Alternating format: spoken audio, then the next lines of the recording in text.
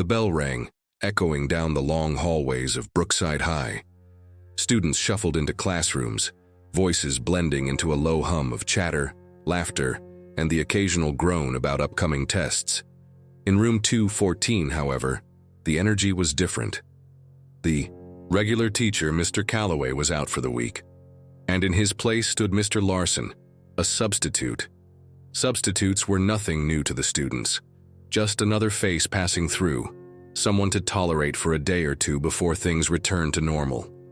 But Mr. Larson, he was different. From the moment he walked in, the class fell into an odd, uneasy silence. He wasn't young like most subs, eager to prove himself. He wasn't old either, the kind that didn't care about what students did as long as they stayed quiet. Mr. Larson was in his 40s, tall with salt and pepper hair and a face that looked like it had seen things, more than just the inside of classroom.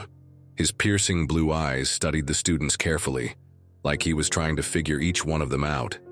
And then he spoke. "I don't do busy work." His voice was calm but firm, sending a ripple of surprise through the class. Some students exchanged glances. No good morning, no long introduction, just straight to business. "I don't care if you sit quietly and don't talk," he continued. "I don't care if you ignore me. But what I won't accept is disrespect. To me, to your classmates, or to yourselves."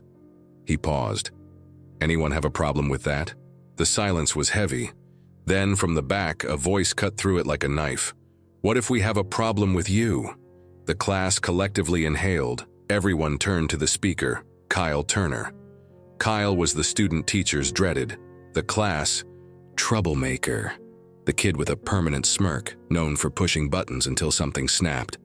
Mr. Larson met Kyle's challenging stare without hesitation. "Then I'd say you're welcome to leave," he said simply. "No one's forcing you to be here." Kyle's smirk twitched just for a second. He wasn't expecting that. Somewhere in the room, a student whispered, "Whoa." Mr. Larson turned back to the whiteboard, writing a single question in bold letters. "What makes a person worth respecting?" A few groans filled the air. "Great. A life lesson," Kyle snorted. "What does that have to do with math?" "Everything," Mr. Larson replied. "Because numbers don't lie. People do." The students didn't know what that meant, but the way he said it made them want to. As the period went on, something strange happened. Students who normally slept through class were listening. Even Kyle, who usually texted under his desk, wasn't looking at his phone. Mr. Larson didn't just teach. He told stories. Stories about real life, about people who made the wrong choices and paid the price, about unexpected second chances, about how respect isn't something given, it's something earned. And just when the class was starting to actually like him, Kyle leaned forward. "All right, Mr. Larson," he said, voice dripping with mockery. "If respect is earned, tell us. What did you do before this?" The class stilled. Mr. Larson's expression didn't change, but something about his posture did. It was so slight most people wouldn't have noticed, but Kyle did, a shift in his stance, a moment of hesitation, and suddenly the entire class was waiting. Was he going to lie? Dodge the question? Laugh it off?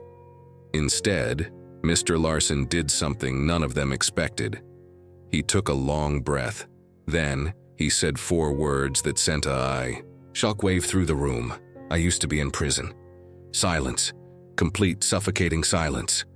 For the first time in his life, Kyle had no comeback. Students whispered. Some gasped. A few exchanged wide-eyed looks. Mr. Larson let it sink in. Then calmly, he walked to the board and underlined the question. "What makes a person worth respecting?" And without another word, he waited for them to answer. The classroom was frozen. Some students sat stiffly in their chairs. Others glanced around, unsure whether they had actually heard what they just heard. Kyle's smirk was gone.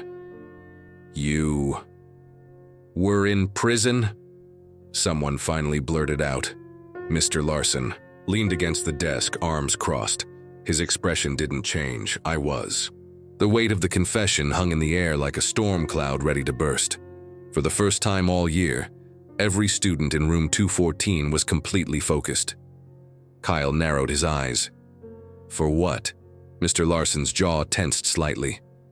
Then, after a moment, he answered. For making a mistake. The class exhaled at once. It wasn't specific, but it was honest. Kyle leaned back in his chair, arms crossed.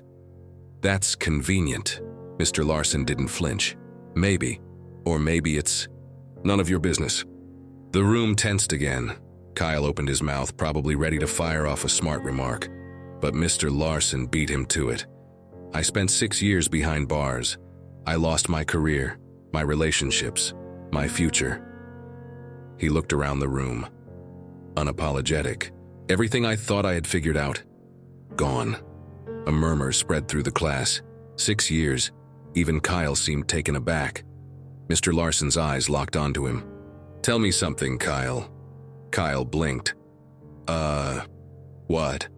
If someone like me, a man with a record, walked into this room without telling you who I was, would you have treated me differently? Kyle frowned, shifting in his seat. I mean, yeah, probably. Mr. Larson nodded. And now that you know, do you see me differently? Silence. Kyle looked away. For the first time in his life, he wasn't sure what to say. And the thing was, neither was anyone else. Here's the thing, Mr. Larson said finally, his voice softer now. Most of you will go your whole lives without ever stepping inside a prison cell. And I hope you never do. But here's what nobody tells you. He turned to the board and picked up a marker. Respect is a choice. He wrote it in bold capital letters. I had to earn mine back the hard way. He turned to face them again. I know what it's like to be on the other side of that door, hearing it lock behind you, knowing that everything you were before doesn't matter anymore. Nobody dared to move. And you know what I learned? Mr. Larson continued. That the way people treat you changes when they know your past. He looked straight at Kyle, like how you're looking at me right now. Kyle flinched. You think I'm dangerous? Mr. Larson said. You think I don't belong in this? Classroom. Kyle didn't answer. Mr. Larson shrugged. That's fair, but let me ask you something. What makes you any different from me? Kyle frowned. Well, I'm not a criminal. The class held its breath. Mr. Larson nodded slowly. Not yet, Kyle stiffened. What's that supposed to mean? It means, Mr. Larson said, stepping closer, that every single one of you in this room is one bad decision away from being where I was. Dead silence. You think you're invincible? He continued. That bad things only happen to other people. But let me tell you something. I used to sit in a classroom just like this, thinking the exact same thing. He let the words settle. Then, one night, I made the wrong choice. And in a single moment, my whole life changed. Kyle swallowed hard. For the first time, he wasn't challenging Mr. Larson. He was listening. The bell rang, but nobody moved. Mr. Larson exhaled. He set down the marker. That's all for today. Slowly, students began packing up, but they weren't talking like they usually did. Something had shifted. Kyle was the last to stand.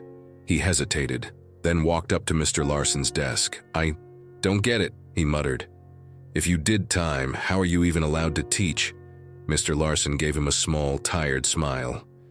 Because someone gave me a second chance. Kyle stared at him for a long moment. Then, he nodded. And for the first time, he walked out without a single sarcastic remark. What do you think? Would you treat someone differently if you found out about their past? Would you have judged Mr. Larson the same way?